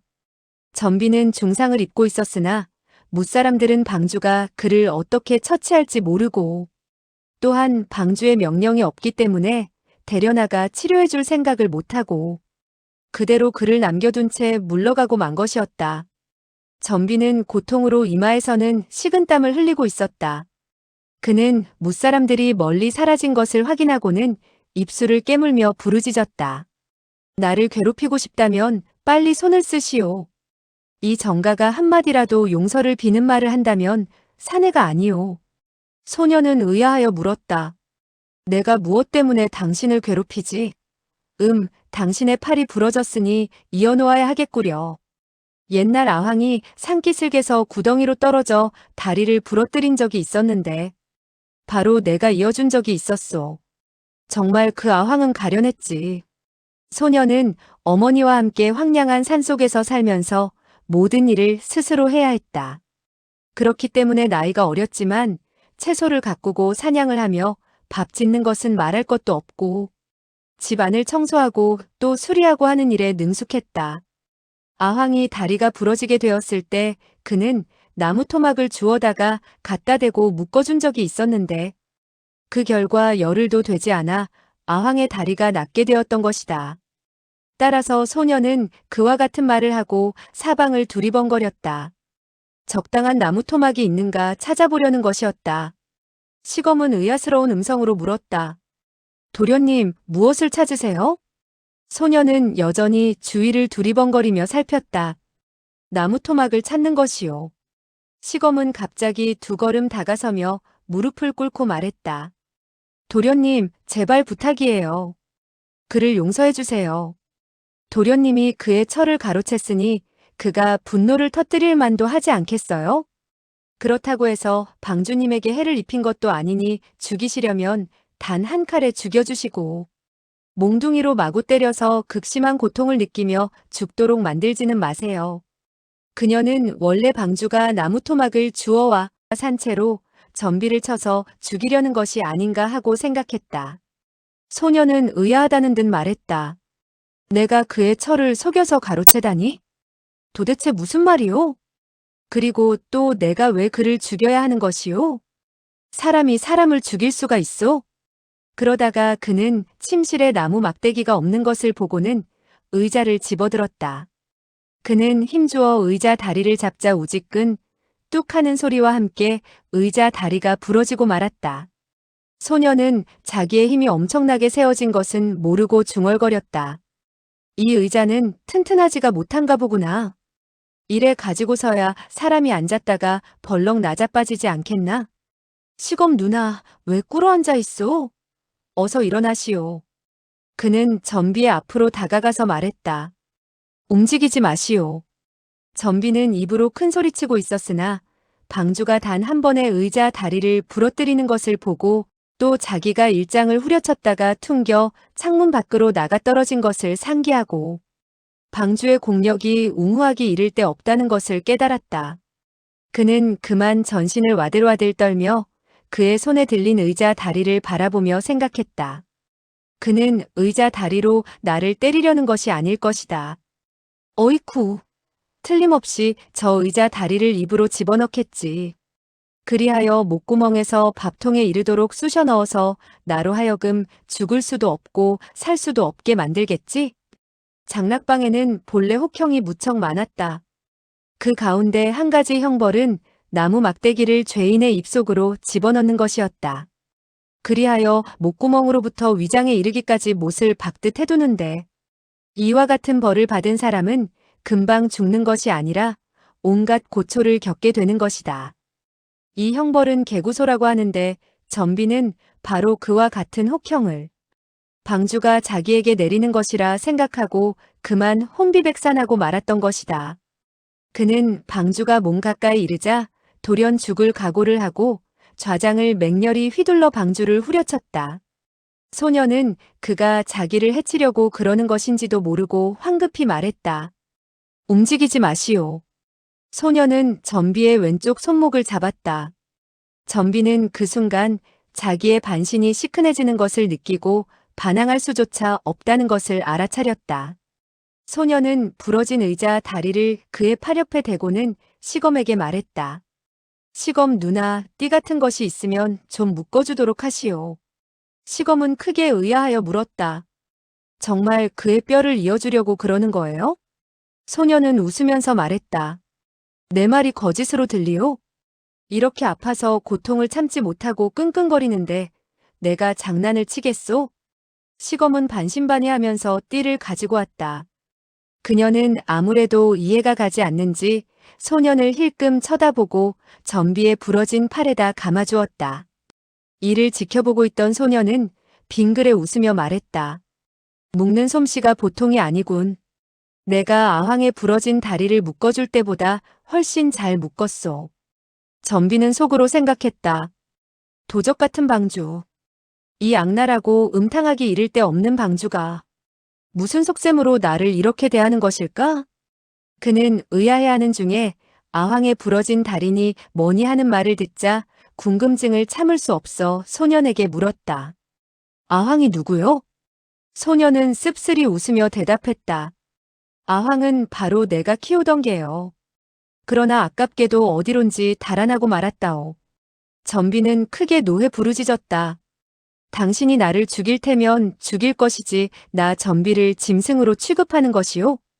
사내 대장부는 죽음보다도 모욕을 당하는 것을 수치스럽게 아는 것이요. 죽일 테면 어서 죽이시오. 감히 이 전비를 짐승 취급하다니. 소녀는 당황하여 손을 내저으며 재빨리 말했다. 아니요, 아니요. 나는 다만 예니를 생각하며 그렇게 말했을 뿐이지. 형씨를 욕하려고 그런 것은 아니오. 내가 잘못했다면 사과드리리다. 그는 두 손을 마주잡고 흔들어 보였다. 전비는 그의 내공이 매섭다는 것을 알고 있는지라. 그가 일부러 사과를 한답시고 내력으로 자기를 해치려는 것이 아닌가 하고 생각했다. 평소 거만하고 무례한 방주가 부하들에게 부드러운 얼굴로 한마디 건네는 것도 볼 수 없는데 어찌 사과를 하겠는가 하고 생각한 것이다. 그는 재빨리 몸을 옆으로 하여 저를 피하고 두 손을 맞잡은 채 방주를 형용한 시선으로 노려보았다. 혹시 그가 무슨 악독한 수작을 부리는 것이 아닌가 해서였다. 소녀는 두 손을 맞잡아 보이고 말했다. 전형, 아무쪼록 빨리 돌아가서 쉬도록 하시오. 나 계잡종으로 말하자면 말을 잘할 줄 몰라서 실례된 점이 있었을 것이니 전형이 형님의 아량으로 양해하시기 바라오. 전비는 깜짝 놀라 속으로 생각했다. 뭐? 계잡종이라고? 이건 또 말을 돌려서 나를 욕하는 것이 아닌가? 시검은 속으로 생각했다. 도련님의 정신이 맑아지는가 했더니 다시 또 흐려지는구나. 이때 소녀는 멍한 시선으로 눈살을 찌푸린 채 무슨 생각에 잠겨 있었다. 이를 본 시검은 재빨리 전비에게 돌아가라는 눈짓을 했다. 전비는 큰 소리로 말했다. 이석가 녀석아, 나는 내가 사정 봐주는 것을 원하지 않는다. 죽일 테면 빨리 죽여라. 본래 나는 도망칠 수도 없고 해서 이미 모든 것을 체념했다. 나는 더는 살고 싶지 않으니 빨리 죽여다오. 소녀는 의아하여 물었다. 당신은 정말 멍청하군요. 내가 어째서 당신을 죽인단 말이오? 우리 어머니께서 들려준 옛날 이야기에서는 언제나 나쁜 사람만이 사람을 죽였소. 나는 나쁜 사람이 아니외다. 더구나 팔이 부러졌지만 나보다 힘이 센 당신을 내가 어찌 죽일 수 있겠소? 보다 못해 시검이 재빨리 그 말을 받았다. 전향주, 방주님께서는 이미 당신을 용서해 주었는데 왜 빨리 가지 않고 우물쭈물하는 거예요? 전비는 왼손을 들어 머리를 만졌다. 도대체 이 꼬마 녀석의 정신이 이상해진 것일까? 아니면 내가 이상해진 것일까? 이때 시검이 발을 동동 구르며 재촉을 했다. 빨리 가세요. 빨리. 그러면서 급히 그를 문 밖으로 밀어냈다. 소녀는 그 모양을 보자 껄껄 웃었다. 하하하, 저 사람은 정말 재미있군. 마치 내가 사람을 죽이기를 좋아하는 아주 나쁜 사람인 것처럼 말하니 알다가도 모를 일이로군. 시검은 방주에 시중을 든 이래 처음으로 그가 선심을 쓰는 것을 보았다.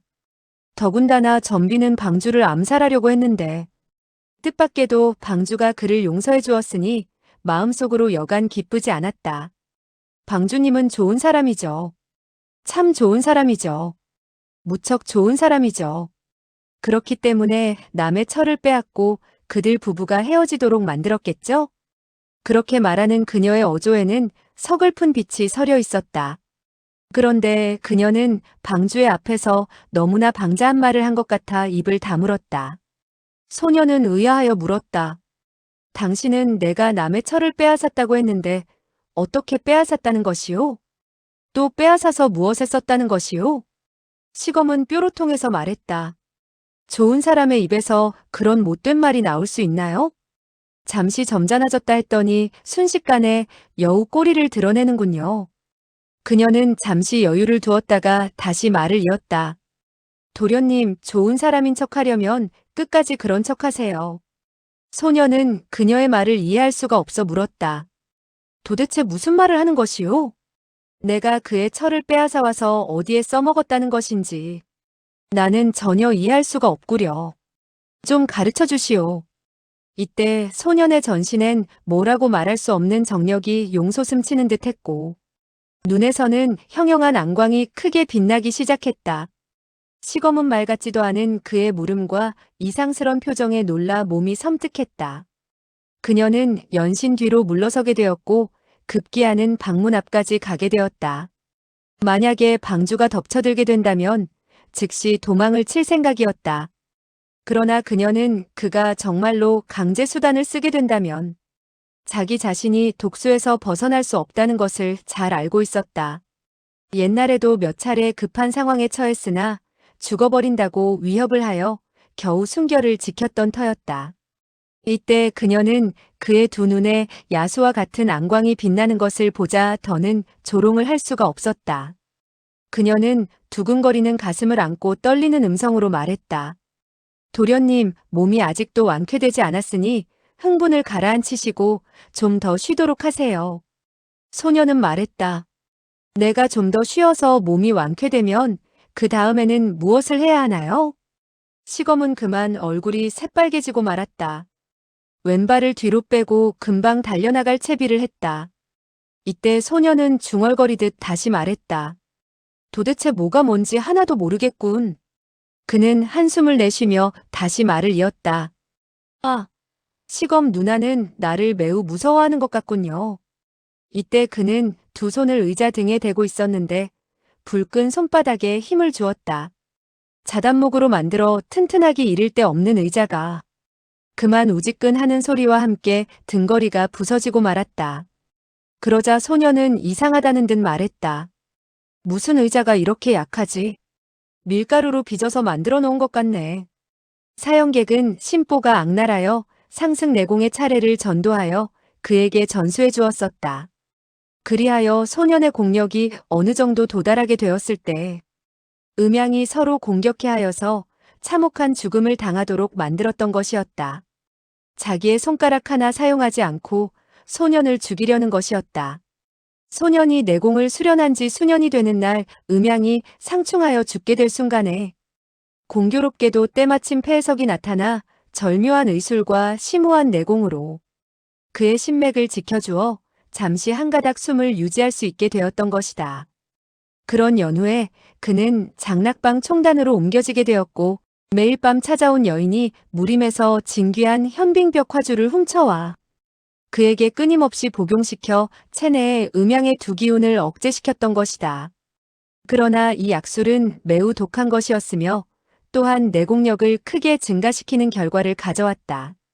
이날 공교롭게도 전비가 그의 전중혈을 후려침으로써 음양의 두 진력이 하나로 융합되었으며 또한 그 충격으로 인해 단전 내에 쌓였던 독혈을 토해냄으로써 수화가 상재하게 되었던 것이다.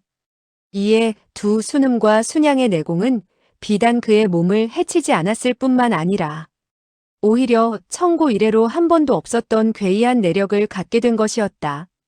자고로 무공을 연마하는 사람 가운데 이와 같은 험한 경로를 밟은 사람은 하나도 없었다. 그 누구도 그와 같은 방법으로 절세의 내공을 터득할 수 있으리라고는 생각하지도 못했던 것이다. 사형객이 갑자기 후회하게 되고 폐해석이 아무리 그를 구해주려고 하더라도 감히 강맹한 장력으로 소년의 가슴을 후려칠 엄두도 내지 못했을 것이다.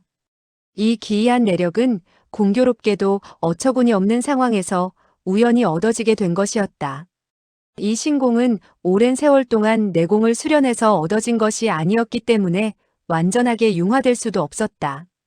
그래서 간혹 가다가 체내에서 기혈이 끓어오르기도 하고 구역질을 느끼게 하는가 하면 이유 없이 발광을 하고 싶은 충동을 느낄 때도 있게 된 것이었다.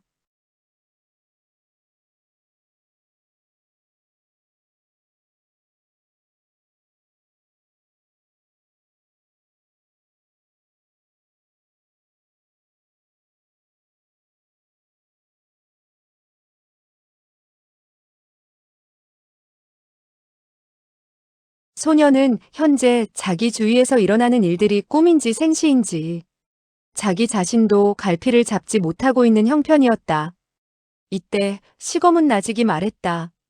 도련님은 전양주의 목숨을 살려주고 또 뼈까지 이어주었으면서 어째서 그를 짐승이라고 욕하는 것인가요?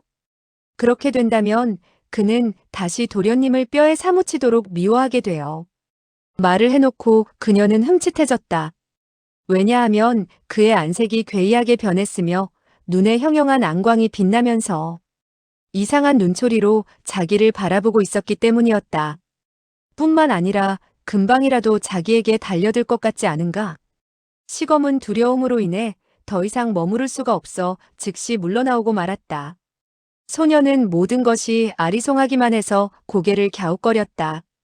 이상하군. 정말 이상하다.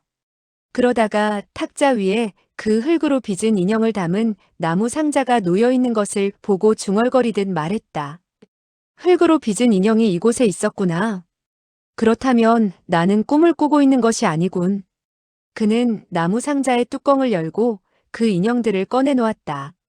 이때 그는 신공을 가까스로 연성하게 되어서 내력을 안으로 거두어들이는 것을 몰랐다. 자기의 힘이 얼마나 센지도 모르고 있었다.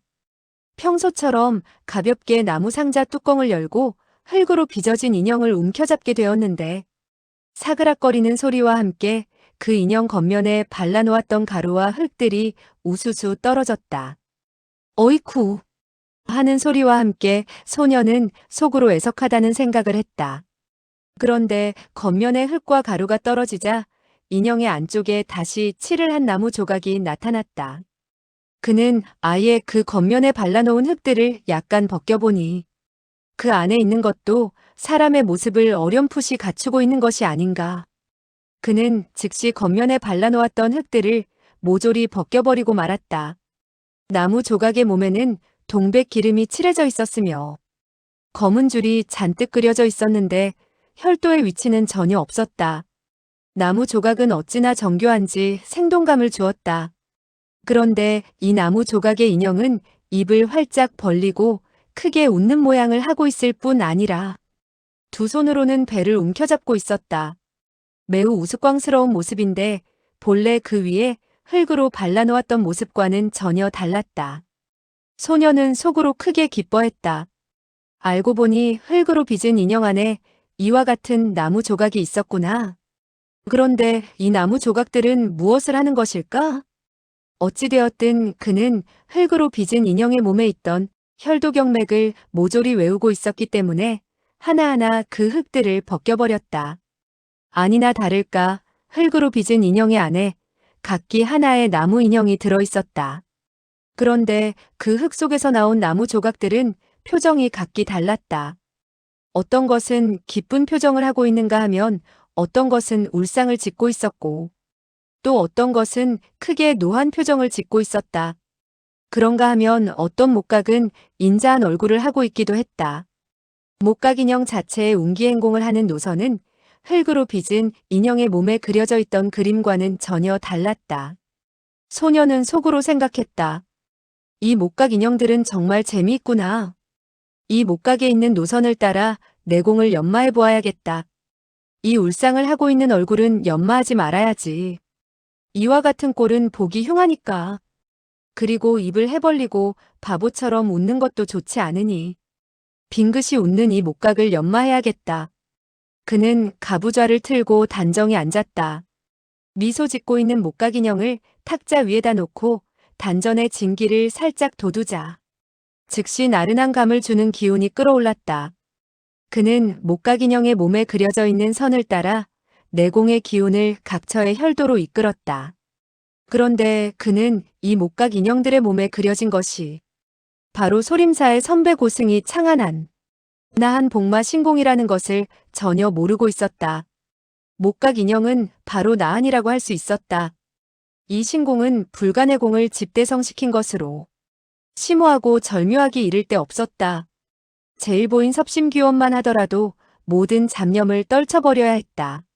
모든 잡념을 떨쳐버리고 초연한 상태에 이른다는 것은 극히 어려워 10만 명 가운데 한 명 해낼까 말까 한 일이다.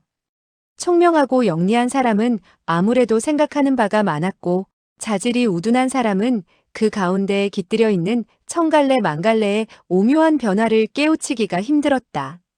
과거 이 신공을 창안한 고승은 세상에 총명하고도 순박한 자질을 두루 갖추고 있는 사람이 없다는 것을 잘 알고 있었다. 불문의 자질이 매우 뛰어나고 무력이 없는 인재가 없지 않아 있었다. 그들은 이와 같은 신공을 연마하게 된다면 무공에만 전념하게 되는데 이는 또 불도의 실증에 큰 방해가 되었다. 불가에서는 탐, 진, 치 세 가지를 금기로 여긴다. 탐이라는 것은 바로 재물과 색을 탐하는 것이기도 하지만 법열과 무공에 탐하는 것도 탐하는 것이라고 말할 수 있었다. 그렇기 때문에 나무로 만들어진 목각인형 겉면에다가 흙을 바르고 칠을 하여서는 소림 정통 내공의 인문 요결을 그려놓은 것이었다. 후세의 사람들이 나무 나한을 보고 분수를 모르고 함부로 연마하다가 헛되이 목숨을 잃지 않도록 하거나 불도에서 떨어져 나가는 것을 막자는 생각에서였다. 대비노인은 이 18개의 흙으로 빚은 인형이 무림의 이보라는 것을 알고 온갖 심혈을 다해 손에 넣었다. 그러나 흙으로 빚은 사람의 몸에 그려진 요결이 평범하기 이를 데 없어. 오랜 세월을 두고 연구를 해보았지만 오묘한 점을 찾지 못했던 것이다. 그는 이것이 무림의 이보임에는 틀림없다고 생각하고 소중히 간직하였다. 그는 죽을 때까지도 흙으로 빚은 인형이 파손되어야 목각인형이 나타난다는 그 오묘한 이치를 몰랐던 것이다. 기실 대비노인뿐만 아니라 그 소림의 신승 이후 이 인형을 간직했던 사람은 11명이나 되는데 이 11명들 가운데 한 명도 그 이치를 깨달은 사람이 없었다. 그들은 하나같이 전전긍긍하며 이 흙으로 빚은 인형들을 온갖 정성을 기울여 보호하고 생각하며 연구했으나 헛수고를 한 것에 불과했던 것이다. 따라서 그들 11명은 모두 한을 품고 이 세상을 등지게 되었고 커다란 의문을 품은 채 황토에 덮이게 되었던 것이다. 그런데 이 소녀는 자질이 뛰어날 뿐 아니라 나이도 어렸고 깊은 산골에서 살았기 때문에 세상 일에 전혀 물들지 않았다. 그야말로 순박하기 이를 데 없어 이 신공을 터득하기에 알맞은 인재라 할 수 있었다. 더군다나 그가 깨어난 그날 그와 같은 신공의 비결을 발견하게 된 것도 천운이라 할 수 있었다. 설사 천성이 착해 세상의 더러운 일에 물들지 않았다고 하더라도 마음속에 생각하는 것이 많아지게 될 것이고 그렇게 된다면 발견하여 그 신공을 연마한다 하더라도 별 도움을 얻지 못하고 오히려 크게 해를 입을 가능성이 있었던 것이다. 소녀는 몸 안에 수화가 조절되고 음양이 융합하게 되자 내공이 어느덧 놀라울 정도로 심오해졌다. 그와 같은 내력을 목각 나한의 몸에 그려져 있는 선을 따라 옹기행공하자 제대로 유통되지 않던 혈도까지도 활짝 뚫리고 말았다. 그는 목각 나한의 선을 따라 옹기행공을 3번 한 후 눈을 감고 나무 조각의 나한을 보지 않고 옹기행공을 해보았다. 즉시 온몸이 상쾌해지고 심신이 맑아지는 것이 아닌가. 소녀는 목각 나한을 바꾸어 내공을 연마했다. 그는 온 마음과 정성을 다해 내공 연마에 전념했다. 하나의 목각 나한을 연성하면 또 다른 하나로 바꾸는 등 자기 외적 사물에 대해 전혀 보지도 듣지도 않고 새벽에서 정오까지, 정오에서 저녁까지 연마했다. 아니, 소녀는 지칠 줄도 모르고 이튿날 날이 밝을 때까지 내공을 쌓고 또 쌓았다. 시검은 처음 그가 자기에게 덮쳐들까봐 방문 안쪽으로 고개만 삐죽 내밀고서 방 안을 살펴보곤 했다. 그때마다 소녀는 때로는 히히덕거리며 웃는가 하면 잠시 후에는 잔뜩 눈살을 찌푸리고 있었다. 그녀는 또 소년의 정신이 흐려졌다고 생각하고 걱정이 되었다. 그리하여 그녀는 살금살금 방 안으로 들어와 그를 살펴보았다. 시검은 소년이 잠도 자지 않고 줄곧 앉아 내공을 연마하는 것을 보자 소년에 대한 두려움은 벌써 잊고 그저 걱정만 되었다. 잠시 살펴본 후 나가 두어 시진 자다가 다시 들어와 보곤 하는 것이었다. 폐해석 역시 밖에서 몇 번이나 살펴보았다. 폐해석은 그의 머리 위에 하얀 기운이 모락모락 피어오르는 것을 보고 그의 내공이 중요한 고비에 이른 것을 알았다. 그는 부하들에게 방주의 방을 더욱 철통같이 지키도록 당부했을 뿐 아니라 아무도 들어가지 못하도록 조치를 취했다. 소년이 18개의 목각으로 된 나한의 몸에 그려진 복마신공을 모조리 익히게 되었을 때는 사흘째 되는 새벽녘이었다. 그는 몸을 일으키고 길게 숨을 내쉰 후 목각 나한을 상자 안에 넣고 뚜껑을 닫았다. 기분이 상쾌하고 정신이 맑았을 뿐 아니라 짐기를 이리저리 운행시켜 보았으나 조금도 막히는 곳이 없었다. 그러나 그는 무림에서 희세에 복이 드문 나한 복마 신공으로 내공의 기초를 쌓게 되었다는 사실을 모르고 있었다. 본래 이와 같은 경지에 도달하려면 짧게는 5, 6년, 길게는 수십 년이 걸려야 하며 결코 짧은 시일 안에 성취할 수 없다. 다만 그는 체내의 음양 두 기운이 융합하여 내공의 기틀을 쌓아놓은 터라 별 어려움 없이 복마신공을 터득할 수 있었던 것이다. 이는 상류 만경창파의 커다란 호수에 물을 잔뜩 저장해 놓았다가 때가 되어 수문을 열어서는 물을 내려보내는 형국과 마찬가지였다. 이제 그는 나한 복마신공을 정상적인 흐름으로 이끌어들이게 된 셈이라 할 수 있게 된 것이다. 이때 그는 시검이 침대가에 엎드린 채 잠이 든 것을 보고 침대에서 내려섰다. 이미 중추절이 지나 있었고 8월 하순의 날씨인지라 약간 쌀쌀한 기운이 감돌았다. 그는 시검이 입고 있는 것이 얇은 것을 보고 침대 위에 이불을 끌어당겨 그녀의 몸에 덮어주었다. 그는 창문 앞으로 다가갔다. 청아한 향기가 화원에서 풍겨오는 것을 느끼며 그는 상쾌한 기분에 젖게 되었다. 갑자기 시검이 나직이 말했다. 도련님, 도련님, 죽이지 마세요. 소녀는 고개를 돌리고 물었다. 당신은 어째서 자꾸 나를 도련님이라 부르는 것이오? 그리고 내가 누굴 죽였다고 죽이지 말라는 것이오? 그러나 그녀의 마음은 시종 불안에 떨고 있는 터였다. 소년의 말소리에 그녀는 정신을 번쩍 차리고 겁먹은 표정으로 말했다. 저는 두려워요. 시검은 방주가 침대 위에 없는 것을 보고 깜짝 놀라며 고개를 돌렸다. 시검은 소년이 창문 앞에 서 있는 것을 보고 놀람과 기쁨에 충만된 음성으로 그에게 말했다. 도련님 일어나셨군요. 제가 그만 깜빡 잠이 들었었나 봐요. 그녀는 급히 일어났다. 그러자 그녀의 어깨에 덮여있던 이부자락이 떨어져 내렸다. 그녀는 대경실색했다. 자신이 잠속에 빠져 있을 때 경박하기 이를 데 없는 주인이 자기의 몸을 더럽힌 줄 알고 자신의 옷매무새를 살펴보았다. 그러나 옷매무새는 조금도 흐트러지지 않고 말짱했다. 시검은 삽시간의 놀람과 의혹에 휩싸여 떨리는 음성으로 말했다. 도련님, 도련님. 저는 무사하죠? 소녀는 웃으며 말했다. 괜찮아 보이는데요. 조금 전 잠꼬대를 하면서 나보고 사람을 죽이지 말라고 했는데 꿈속에서 내가 사람을 죽이는 것을 보았소? 시검은 그가 전혀 육체와는 관계없는 말을 하게 되자 마음이 약간 놓였다. 그녀 자신의 몸에 아무런 이상이 없는 것을 보고 한편으로 그녀는 여간 궁금하게 여기지 않았다. 내가 그를 오해한 것이 아닐까? 천지신명이시여. 정말 감사옵니다. 이와 같은 생각을 하면서 그녀는 대답을 했다. 그래요. 저는 방금 꿈을 꾸었는데 도련님이 두 손에 칼을 들고 마구 사람을 죽이고 있었어요. 땅바닥에 수없이 많은 시체들이 널려 있고요. 하나같이 아니에요. 아니에요. 그녀는 얼굴을 붉히면서 입을 다물었다. 낮에 보았던 사물을 밤에 꿈꾸게 된다는 말이 있듯이. 그녀는 이날 밤낮으로 본 소년의 침대 머리에 18개의 벌거숭이 목각, 나한을 밤에 꿈으로 보게 되었던 것이다. 그와 같은 사연을 차마 입에 올릴 수가 없었다. 아무것도 모르는 소년은 다시 물었다. 하나같이 어떻게 되었다는 것이오? 시검은 다시 얼굴을 붉히며 말했다. 그들은 하나같이 모두. 아이, 나도 몰라요.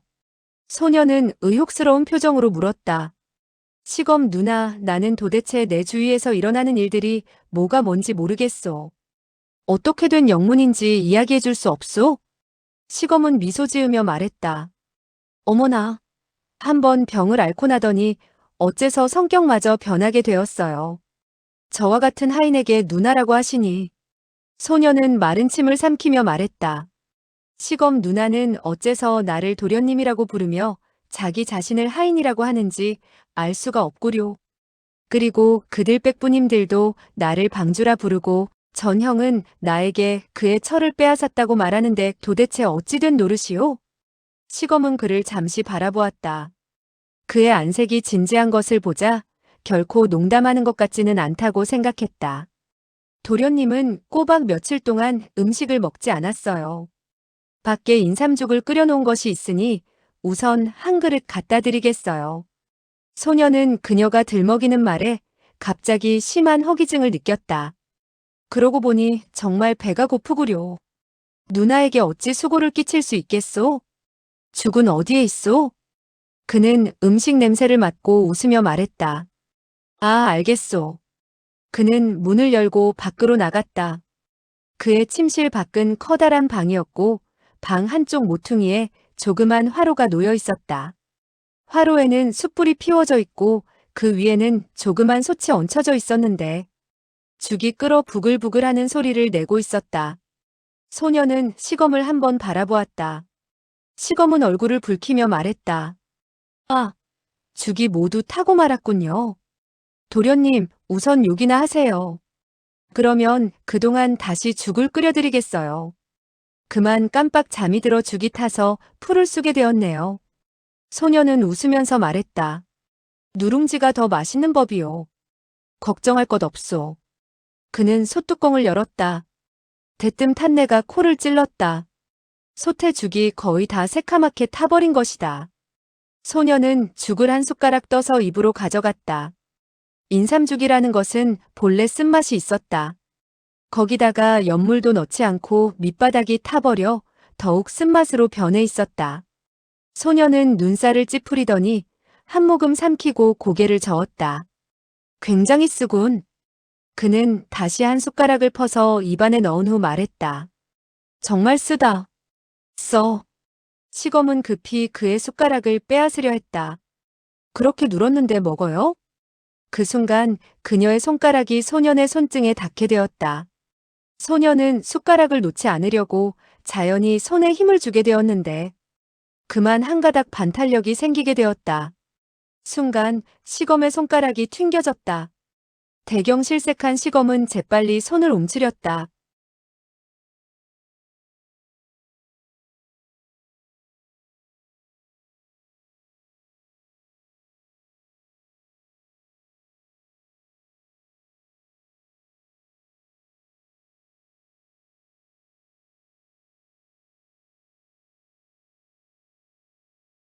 소녀는 그와 같은 사정을 전혀 알아차리지 못하고 다시 한 숟가락에 죽을 떠서 먹었다. 허겁지겁 퍼먹기는 해도 죽이 쓴 탓으로 소년의 얼굴이 우스꽝스럽게 일그러졌다. 그 모양을 본 시검은 그만 훗 하고 웃음을 터뜨리고 말았다. 거의 탄 죽을 맛있게 잡수시다니.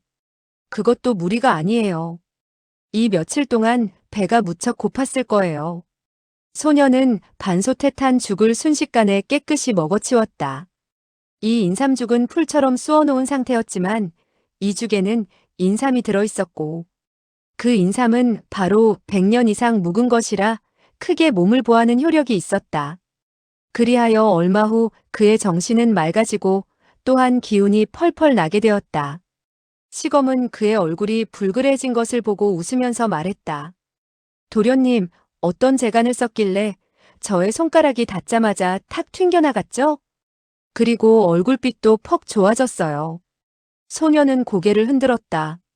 나도 무슨 재간인지 잘 모르겠소.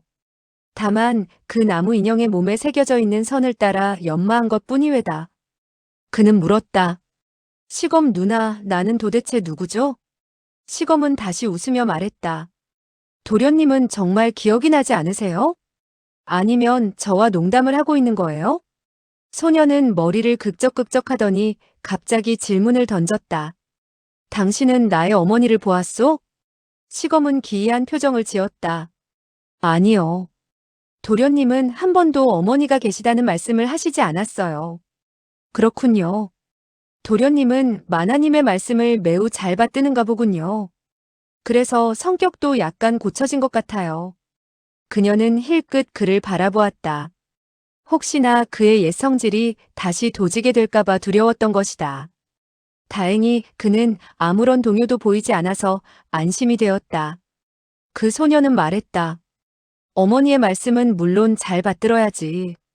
그는 한숨을 내쉬고 다시 한마디를 덧붙였다. 그런데 우리 어머니는 어디로 가셨는지 모르겠군. 시검은 웃으며 말했다. 정말 천지신명에게 감사할 노릇이군요.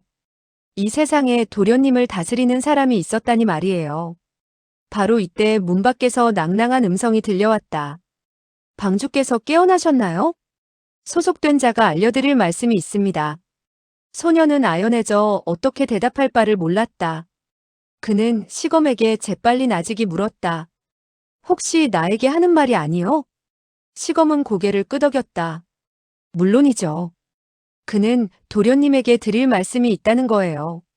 소녀는 급히 말했다. 그에게 잠시 기다리라고 하시오. 시검 누나가 먼저 나에게 좀 가르쳐 주어야겠소. 시검은 그를 한번 바라보며 소리 높이 말했다. 밖에는 어느 분이세요?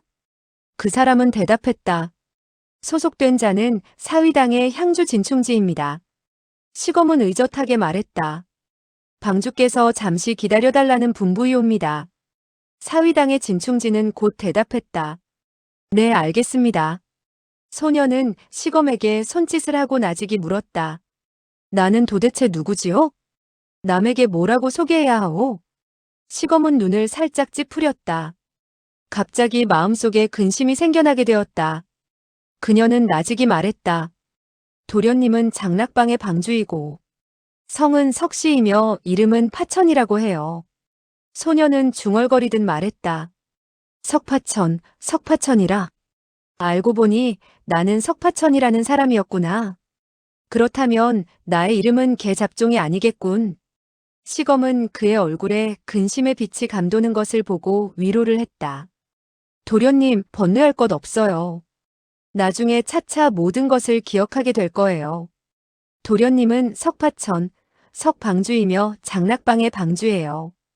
그러니 물론 개가 아니죠. 이제 석파천이 된 소녀는 나직이 물었다. 장락방은 무엇하는 곳이요? 또 방주는 무엇하는 사람이지? 시검은 속으로 생각했다. 장락방이 무엇하는 곳인지 설명하기는 약간 곤란하구나. 이와 같은 생각에 그녀는 신중히 말했다. 장락방에는 사람들이 무척 많아요. 폐 선생이나 밖에 서 있는 진 향주 등 모두 재간이 뛰어난 사람들이에요. 그리고 도련님은 방의 우두머리이고 모두들 방주님의 말에 따르죠. 석파천은 다시 물었다. 그렇다면 내가 그들에게 무슨 말을 해야 하오? 시검은 말했다. 나는 시녀에 불과한데 무엇을 알겠어요? 도련님께서 어떻게 할 바를 모르겠다면 폐 선생에게 물어보세요. 그는 장락방의 군사이시니 해결해 주실 거예요. 그분은 가장 총명하시니까요. 석파천은 난처한 빛을 띠었다. 폐 선생이 이곳에 없는데 당장 어디로 가서 물어야 한다는 것이요? 시검 누나, 진향주가 나에게 무슨 말을 할까? 그가 나에게 묻는 말을 내가 대답하지 못할 것이니 그 사람 따러 가라고 하시오. 시검은 말했다. 그에게 가라고 하면 좋지 않아요. 그가 무슨 말을 하든 고개를 끄덕여 보이면 될 거예요. 석파천은 기뻐 말했다. 그거야 어렵지 않지. 시검이 앞장을 선 가운데 석파천은 바깥에 한 조그만 객청으로 들어서게 되었다. 한 명의 체구가 우람한 사내가 의자에 앉았다가 벌떡 몸을 일으키며 허리를 굽혔다. 방주께서는 몸이 다 나으신 건가요? 소속된 진충지가 문안드리옵니다. 석파천은 허리를 굽히고 예를 했다. 진향주, 나도 당신에게 문안드리는 바입니다. 진충지는 그만 안색이 획 변하고 말았으며 뒤로 두 걸음이나 물러섰다. 그는 평소 방주가 오만무례하고 성격이 잔인하여 사람을 잘 죽인다는 사실도 잘 알고 있었다. 자기가 인사를 하는데 방주가 도리어 자기에게 인사를 하여 문안을 드린다는 것은 바로 자기를 죽일 마음이 생긴 것이 아닌가 하는 의심이 더럭 생긴 것이다. 진충지는 속으로 놀라기는 했으나 무공이 고강한 사람이었고 또한 좀처럼 굴복하지 않는 초야의 호걸이었다. 그러니 어찌 순순히 죽음을 기다리겠는가? 그는 즉시 두 손에 암암리에 공력을 돋우고 무거운 어조로 말했다. 소속된 자가 몇 조의 방규를 어겼는지요? 방주께서 처벌을 하여야 되겠다면 반드시 향당을 열어 무사람들이 있는 곳에서 선포해야 할 것이외다. 석파천은 그가 무슨 말을 하는지 몰라 놀람과 의아한 어조로 물었다. 처벌이라니요? 무슨 처벌을 한다는 것이요? 진향주께서 처벌을 받아야 한단 말이요? 진충진은 울화가 치밀어 올랐다. 소속된 자는 본 방과 방주를 위해서 충성을 다했으며 아무런 잘못도 저지른 적이 없습니다. 그런데 어째서 방주께서는 자꾸 비웃음의 참말씀만 하십니까? 석파천은 시검이 잘 모르는 대목이 있으면 고개만 끄덕이라는 말을 상기했다. 나중에 천천히 패 선생에게 물어볼 작정으로. 그는 고개를 연신 끄덕이며 마른 기침을 한 후 말했다. 진향주 앉으시오. 겸손해할 것 없소. 진충진은 말했다. 방주 앞에서 어찌 소속된 자가 앉을 수 있겠습니까? 석파천은 고개를 끄덕이며 말했다. 그래요? 맞소 맞아. 두 사람은 서로 마주본 채 서 있었다. 대뜸 서로 뻣뻣해진 채 말을 나누지 못했다. 서로 눈치만 보고 있는 격이었다. 진충지의 안색은 경계와 울분 그리고 분노에 휩싸여 있었으나 석파천은 망연함과 곤혹 속에 잠겨있는 듯했다. 그러나 그의 입가에는 여전히 온화한 미소가 감돌고 있었다. 장락방의 규칙에 의하면 부하가 방주에게 기밀대사를 논하게 되었을 때 옆에 다른 사람이 있을 수 없었다. 그렇기 때문에 시검은 객청에서 벌써 나가고 없었다. 만약에 그녀가 옆에 있었더라면 진충지에게 몇 마디 해석의 말을 했을 것이고 방주가 가까스로 병석에서 일어난 몸이라 정신이 맑지 않으니 진향주는 의심할 필요가 없다고 설명을 하게 되었을 것이다. 그러면 모든 일이 간단해졌을 것이다. 이때 석파천은 탁자 위에 두 잔의 차가 놓여 있는 것을 보고 왼손으로 한 잔을 들고 오른손으로 다른 한 잔을 들어서 진충지에게 내밀었다. 진충지는 차 속에 독이 있는 것이 아닌지 또는 석파천이 잔을 받는 틈을 빌어 손을 쓰는 것이 아닌지 염려되어 감히 손을 뻗쳐 찻잔을 받지를 못했다. 이때 그가 오히려 한 걸음 물러서자 쨍그랑하며 찻잔은 땅바닥에 떨어져 산산조각이 나고 말았다. 석파천은 하는 소리를 냈으나 미소를 띄우고 다시 말했다. 미안하게 되었소. 미안하게 되었소. 그는 마시지 않은 자신의 찻잔을 내밀었다. 이 잔을 들도록 하시오. 진충지는 두 눈썹을 곤두세웠다. 어찌되었든 나는 그의 독수에서 벗어나지 못할 것이다. 산의 대장부가 죽으면 죽었지 전전긍긍할 필요가 어디 있겠는가? 그는 방주의 무공이 자기보다 못하다는 것을 알고 있었다. 그러나 손을 써서 그를 해치게 된다면 장락방이라는 용담호열에서 도망칠 수 없을 게 분명했다. 폐 의원의 손 아래 10초도 견디어내지 못할 그인지라. 그때 죽게 된다면 더욱더 참혹한 꼴을 당하게 될 것이라 생각했다. 그는 찻잔을 받아 꿀꺽꿀꺽 다 마셔버린 후 찻잔을 탁자 위에 탁 놓았다. 그는 참담한 얼굴로 말했다. 방주가 충성스러운 부하에게 이와 같이 대해주시니 아무쪼록 장락방은 천추만대의 즐거움을 누리고 석방주께서도 백세 장수하시기를 바랍니다. 석파천은 백세 장수하기를 바란다는 그 말은 알아들었으나 진향주가 자기를 비아냥거리는 뜻에서 말했다는 사실을 모르고 있었다. 그도 같이 인사말을 했다. 진향주도 백세 장수하시길 바랍니다. 진향주에게는 그와 같은 한마디가 악독한 풍자로밖에 들리지 않았다. 그는 냉소하며 속으로 생각했다. 흐흐흐. 나의 이 목숨이 경각에 들려있는 이때의 백세 장수라니.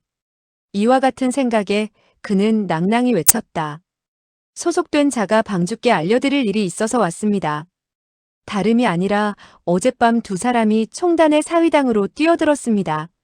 한 사람은 40세쯤 되는 중년의 사내이고 다른 한 사람은 27, 8살쯤 되는 여인이었습니다. 그는 힐끗 석파천을 바라보며 다시 말을 이었다. 두 사람은 모두 다 장검을 썼으며 능소성의 설산파의 제자인 것 같았습니다.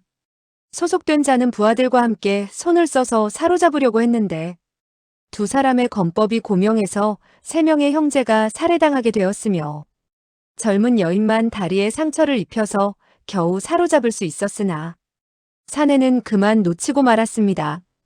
방주님께 삼가벌을 받도록 하겠습니다. 석파천은 말했다. 여자는 잡고 남자는 놓쳐버렸다는 말이오? 그런데 그들 두 사람은 무엇하려고 들어왔다는 것이오? 혹시 물건을 훔치러 온 것이오? 진충지는 말했다. 사위당에서 잃어버린 물건은 없습니다. 석파천은 눈살을 찌푸렸다. 그 두 사람은 매우 흉악하군. 어째서 대뜸 3사람이나 죽였지? 그는 호기심이 있는 것을 느끼고 다시 말했다. 진향주, 나를 그 여자에게로 데려가 주시오. 진충지는 허리를 굽혔다. 삼가명을 받들겠습니다. 그는 객청에서 나갔다. 갑자기 그는 마음속으로 떠오르는 생각이 있었다. 내가 잡은 여자는 매우 아름답다. 나이도 젊고 얼굴도 고왔다. 방주가 만약 그녀를 보고 마음에 든다면 속으로 기뻐서 나에게 어쩌면 해를 입힐지도 모르겠구나. 또 한편으로 그는 자기가 이와 같은 장락방에서 밥을 빌어먹고 있다는 것이 한없이 서글프게 생각되었다. 따라서 그는 요행이 오늘 목숨을 부지하게 된다면 멀리 도망쳐서 이름과 성을 감추고 응거해야겠다고 작정했다. 그런데 그와 같은 작정을 하면서도 속으로 못내 두려움을 떨쳐버릴 수가 없었다. 장락방에서는 도망치는 사람에 대해서 제일 무거운 죄로 다스렸던 것이다. 만약에 자기가 도망친다면 장락방의 사람들이 이 세상 끝까지 쫓아올 것이며 그를 놓아주려고 하지 않을 것이니 그게 여간 걱정되지 않았다. 석파천은 진충지를 따라 집을 가로지르고 두 곳의 화원을 지나 이윽고 한 커다란 성문 앞에 이르게 되었다. 4명의 사내들이 손에 무기를 들고 성문 양쪽에 서 있었다. 사내들은 그들이 나타난 것을 보고 바삐 달려와 허리를 굽히고 절을 했는데 공손한 가운데 전전긍긍하는 눈치가 엿보였다. 진충지는 손을 내저었다.